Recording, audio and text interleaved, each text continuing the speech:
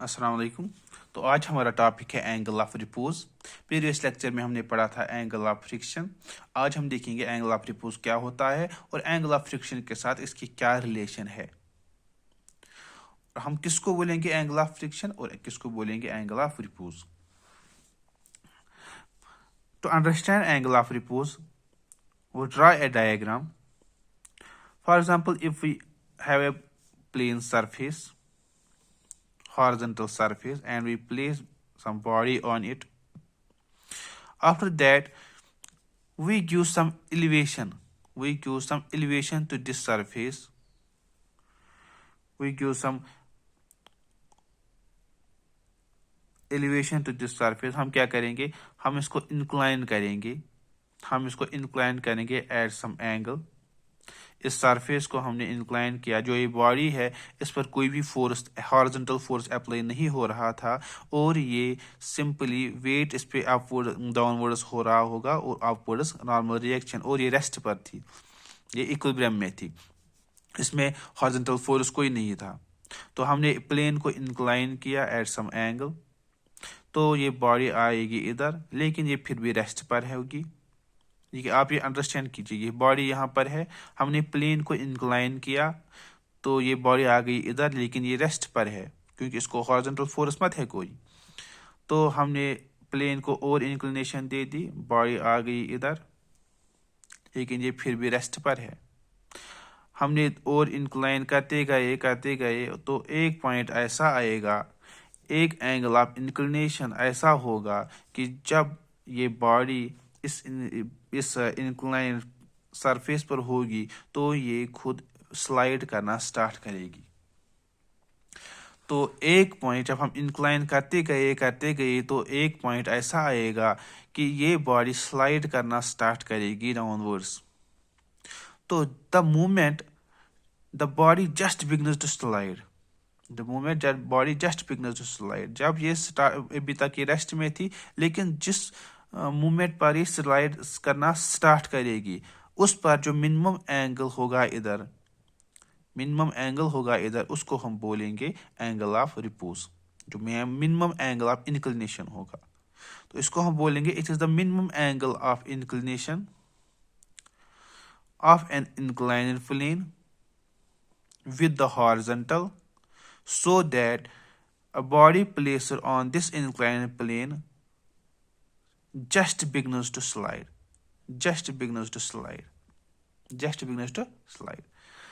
तो ये स्लाइड करना स्टार्ट करेगी तो उसको हम बोलेंगे एंगल ऑफ, जो इंक्लिनेशन होगी उस टाइम उसको बोलेंगे एंगल ऑफ रिपोज। आया आपको समझ?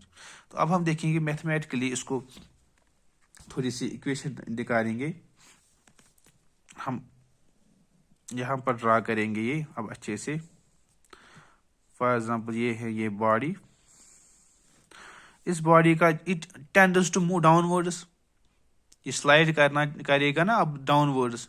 जब एंगल ऑफ रिपोज पहुंचा इधर तो ए होगा एंगल ऑफ रिपोज अल्फा, तो ये डाउनवर्ड्स इसकी टेंडेंसी है मूव करने की। तो फ्रिक्शनल फोर्स होगा इस तरफ से, तो यहां से आएगा mg, ये आएगा नॉर्मल रिएक्शन आएगा प्लेन के नॉर्मल, जो ये प्लेन है जिस पर बॉडी है इस पर इसके नॉर्मल में आएगा नॉर्मल रिएक्शन। तो अब हम देखेंगे ये कौन सा फोर्स है जो इसको मूव करा रहा है, जो ये स्लाइड हो रहा है, किस फोर्स की वजह से स्लाइड हो रहा है। तो हम mg को रिजॉल्व करेंगे,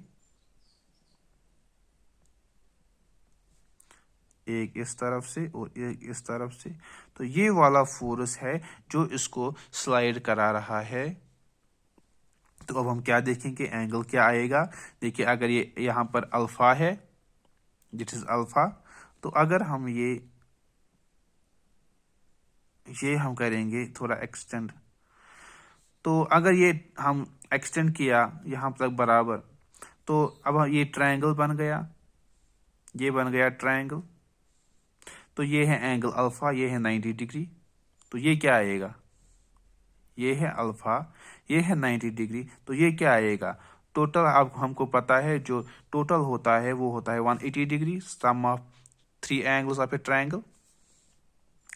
तो फॉर एग्जांपल ये 90 डिग्री है, ये वाला, ये है 90 डिग्री, प्लस आ गया अल्फा, प्लस हमने रखा for example sum x is equal to 180 degree. तो x आएगा बराबर 180 degree minus 90 degree minus x minus alpha. तो x आएगा बराबर 90 डिग्री माइनस अल्फा। तो ये निकला हमें 90 डिग्री माइनस अल्फा। कौन? ये वाला एंगल, ये निकला 90 डिग्री माइनस एंगल अल्फा। तो अब हम क्या करेंगे, अब हम अगर जो ये वाला एंगल है, ये वाला साइड है, अगर हम इसमें से, तो ये हमें निकला ना,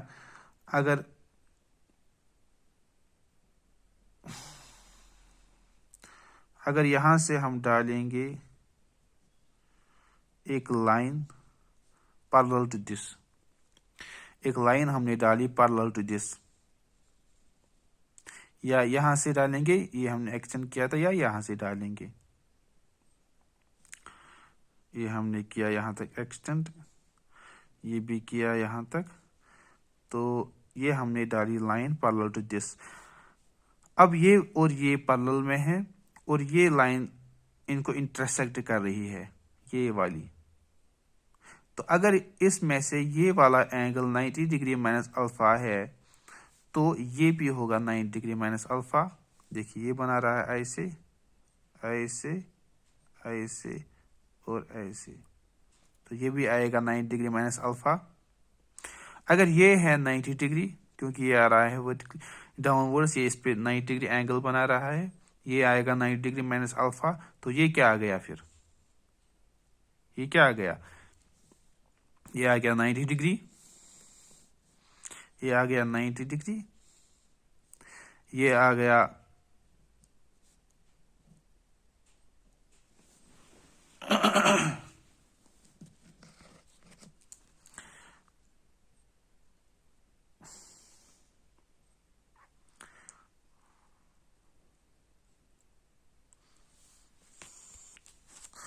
तो ये आ गया 90 डिग्री, दूसरा आ गया 90 डिग्री माइनस अल्फा। लेकिन तीनों का जो सम होना चाहिए वो होना चाहिए 90 और 90 180 डिग्री, टोटल होना चाहिए 180 डिग्री। तो इसका मतलब है जो ये तीसरा होगा वो होगा अल्फा, वो होगा अल्फा। आया आपको समझ? जो तीसरा होगा वो होगा अल्फा। तो ये आएगा हमें अल्फा, तो ये बन गया हमें इसके बराबर। जब ये बन गया हमें अल्फा, तो ये बनेगा mg, ये वाला बनेगा फिर mg cos ऑफ अल्फा, और ये बनेगा mg sin ऑफ अल्फा। ये बन गया mg cos ऑफ अल्फा, ये बन गया mg sin ऑफ अल्फा। अब हम यहां से अच्छे से बनाएंगे। ये है बॉडी, ये गया mg, ये आ गया mg cos of alpha, mg sin of alpha, ये f और ये r, ये अल्फा और ये अल्फा।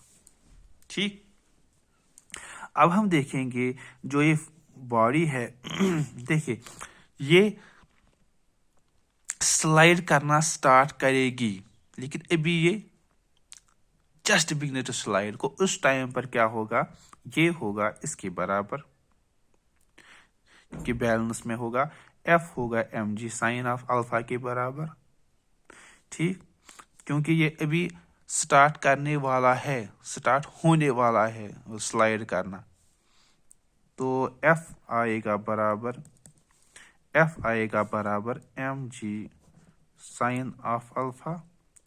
और जो आर हो रहा है ऊपर से अप्लाई और नीचे हो रहा है M G cos of alpha, तो ये दोनों आपस में बैलेंस करेंगे। देखिए पहले करेगा एफ करेगा M G sine of alpha को बैलेंस और आर करेगा M G cos of alpha को बैलेंस। एक्चुअली हम ले रहे हैं वहां पर लिमिटिंग फ्रिक्शन, ये ले रहे हैं हम लिमिटिंग फ्रिक्शन क्योंकि स्टार्ट अबाउट टू मूव है, just beginners to slide.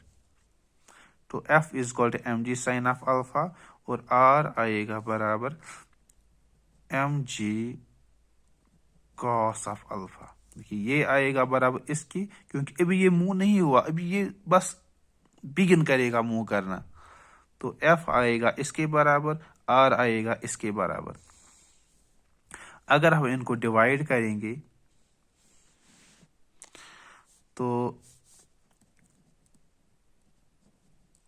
Divide ये हम रखेंगे फर्स्ट, ये रखेंगे second, divide equation first and second.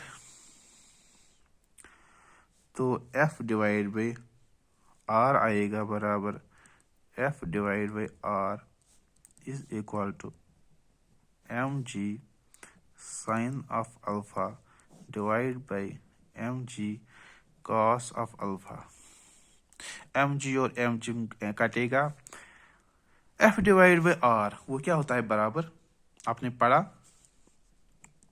F is equal to mu times R, तो एफ डिवाइड बाई आर आएगा बराबर म्यू, तो यहां पर आएगा म्यू कोफिशिएंट ऑफ फ्रिक्शन और यहां पर एम और एम खत्म, sine of alpha divide by cos of alpha आ गया tan of alpha, tan of alpha. लेकिन आपने पढ़ा जो एंगल ऑफ फ्रिक्शन किसके बराबर होता है, angle of friction ten of theta किसके बराबर था, वो था बराबर म्यू के, वो था बराबर म्यू के, ये आपने पढ़ा प्रीवियस लेक्चर में। तो हम करेंगे पुट वैल्यू यहाँ पर, जो ये आएगा और tan of theta is equal to tan of alpha, tan और tan cancel, that implies theta is equal to alpha और alpha is equal to theta. ये हमें रिजल्ट निकला लास्ट पे, और इसका मतलब क्या है, जो एंगल